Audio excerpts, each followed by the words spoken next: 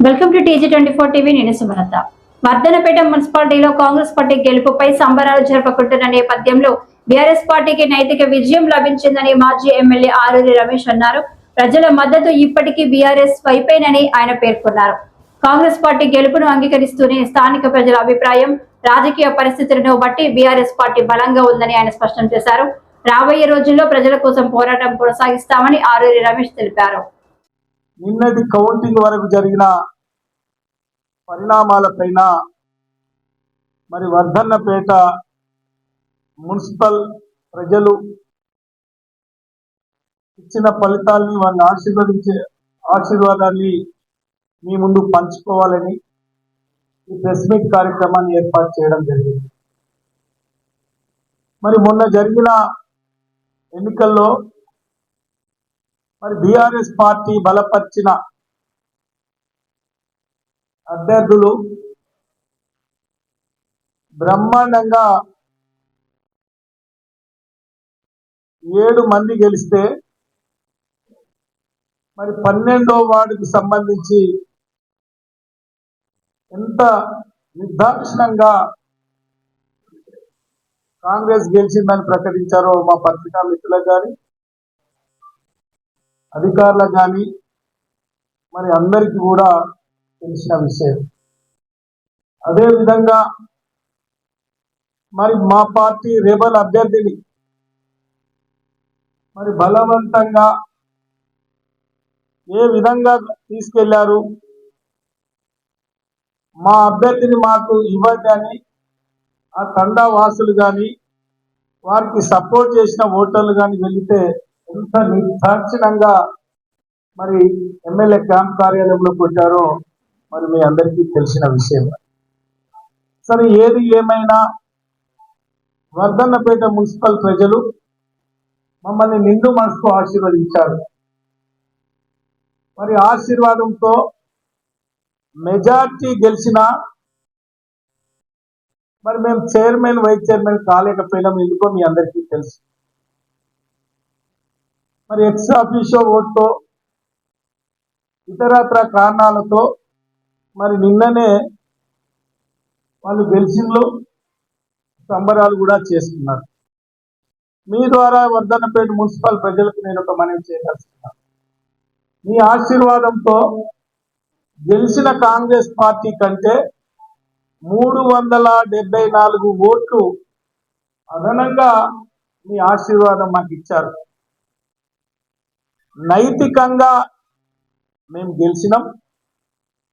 అధికారికంగా మీరు ప్రకటించుకున్నా నైతికంగా విజయం బీఆర్ఎస్ పార్టీ అని సందర్భంగా మా పత్రికా నేను మనవి చేస్తున్నా. మా గెలిచిన కౌన్సిలర్లు కానీ మా ఓడిపోయిన కౌన్సిలర్లు కానీ గెలిచిన వాళ్ళు బ్రహ్మాండమైన మేయర్తో గెలిచారు. ఓడిన వారు సమీపానికి వచ్చి అపజయం పాలయ్యారు. ఓడినమని కుంగిపోకుండా, గెలిచినమని ఉప్పొంగకుండా ఈ మున్సిపల్ ప్రజల రుణం తీర్చుకోవడానికి మీరందరూ కూడా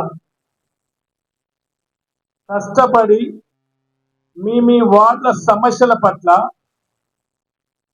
మీ వార్డుల మంచి చెడుల పట్ల మీరందరూ కూడా వారికి అందుబాటులో ఉండాలని నేను ఈ సందర్భంగా మీకు మనవి చేస్తున్నాను.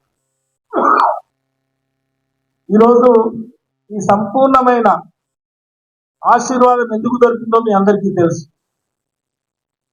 2 పర్యాయాలు కేసీఆర్ గారి నాయకత్వంలో ఈ నియోజకవర్గ ప్రజలు ఆశీర్వదిస్తే బ్రహ్మాండంగా వర్ధన్నపేట మున్సిపల్ చేసుకొని చాలా అభివృద్ధి కార్యక్రమాలు చేసినాం. చాలా సందర్భంలో చెప్పినాం. మొన్న ఎన్నికల ప్రచారంలో కూడా చెప్పినాం. అది ప్రజల హృదయంలో ఉంది.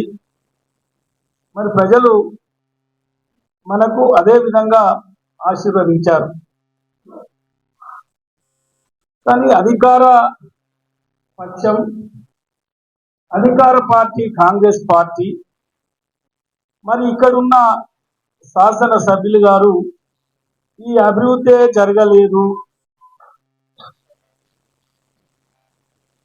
ఇది అభివృద్ధే కాదు, మా 2.5 సంవత్సరాల్లోనే చాలా అభివృద్ధి చేసినామని మాట్లాడుతున్నారు.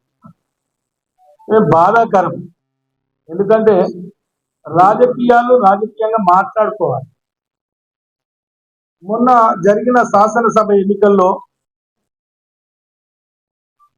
ప్రభుత్వం పైన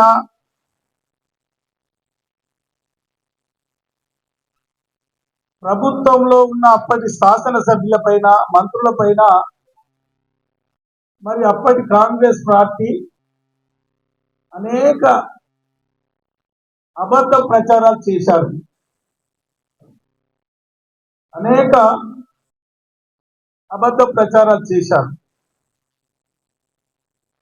అనేక హామీలు ఇచ్చింది. 6 గ్యారంటీల పేర 420 హామీల పేర అనేక హామీలు ఇచ్చింది. దయచేసి మీరు ఇచ్చిన హామీల అమలు విషయంలో, మీరు ఇచ్చిన గ్యారంటీల అమలు విషయంలో ప్రభుత్వంపై మీరు గెలిచిన శాసనసభ్యులు మరి ప్రజల్లోకి వెళ్ళాలంటే ఆ పథకాలు అమలు కావాలని మాట్లాడారు. కానీ ప్రజల్ని పక్కదారి పట్టించడానికి, డైవర్షన్ పాలిటిక్స్ చేయడానికి మరి కాంగ్రెస్ పార్టీ వాళ్ళు సిద్ధహస్తులై ఉన్నారు. ఏం మాట్లాడుతున్నారో నాకు అర్థమైంది. అయ్యా ఎమ్మెల్యే గారు, గతంలో నువ్వు ఎన్నికల ప్రచారంలో ఇష్టం వచ్చినట్టు మాట్లాడినావు. ఈ వర్ధన్నపేట శాసనసభ్యుడు ఈ నియోజకవర్గంలో ఏమీ అభివృద్ధి చేయలేదు, చాలా అవినీతికి అక్రమాలకు పాల్పడ్డాడు. మరి గోపాలపురం చెరువు లాంటిది, భీమారం చెరువు లాంటిది, వర్ధన్నపేట చెరువు లాంటి మొత్తం ఏదో నమిలి మింగిలని మాట్లాడింది. అయ్యా మీరు 2.5 సంవత్సరాలు గల మీరు అధికారంలోకి వచ్చి మీరే అధికారంలో ఉన్నారు కదా, మరి ఎందుకు అవి వెలికి తీయలేకపోతున్నారయ్యా? వర్ధన్నపేట చెరువు ఏమైంది? గోపాలపురం చెరువు ఏమైంది? భీమారం ఏమైంది? ఇక పర్వతగిరి ఏమైంది? ఇంకేమన్నా ఉంటే ఎందుకు మీరు తీయలేకపోతున్నారు? అంటే బురద జల్లి ఓట్లు దండుకొని బురదల రాయేసి గెలిచి తమాషాలు చేస్తున్నారు. మీరే కదా అధికారంలో ఉన్నది. మీరు నిరూపించిన అవినీతిని ఎందుకు మీరు తీసుకురాలేదు? ఎందుకు చూపిస్తలేరు?